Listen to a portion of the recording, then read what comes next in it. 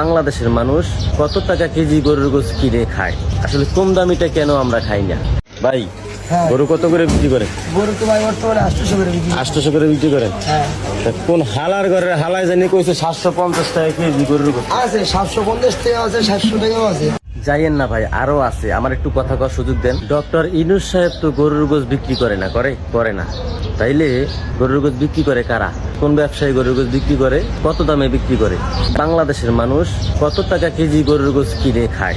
আসলে কম দামিটা কেন আমরা খাই না? কারণ আমরা মাছে ভাতে বাঙালি, আমরা কম দামি জিনিস পছন্দ করি না। যেখানে বেশি দাম দেখি সেখানে ঝেপে পড়ি, যার কারণে প্রত্যেকটা জিনিসের দাম বাড়ে।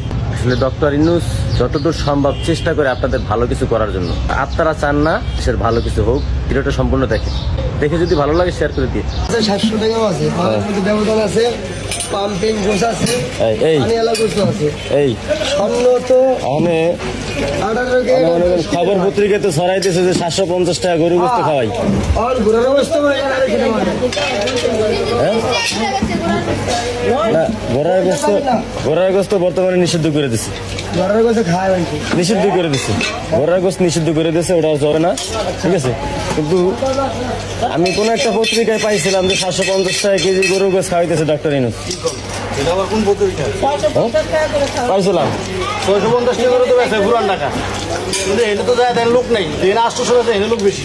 এইটা তো বাস্তব নাকি? এইটাই তাহলে অনেক কিনে নাকি লেগা এলে বর্তমান পরিস্থিতি। হ্যাঁ বা এটা যদি বলতে। আচ্ছা ঠিক আছে, যাই হোক, শুনে ভালো লাগলো। আচ্ছা যাই হোক, শুনে ভালো লাগলো।